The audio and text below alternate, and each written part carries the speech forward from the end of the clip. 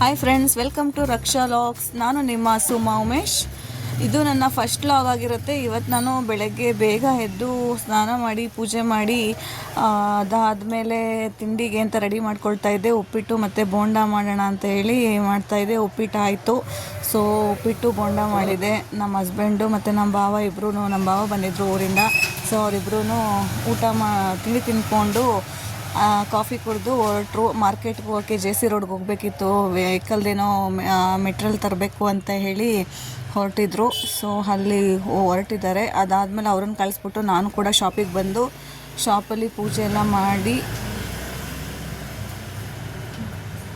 ನಿಂಬೆಹಣ್ಣು ಹೊಡೆಯೋಣ ಅಂತ ಹೇಳ್ಬಿಟ್ಟು ಮಂಗಳವಾರ ಆಗಿತ್ತಲ್ಲ. ಸೊ ನಿಂಬೆಹಣ್ಣ ಹೊಡೆದ್ಬಿಟ್ಟು ಒಳಗಡೆ ಬಂದೆ.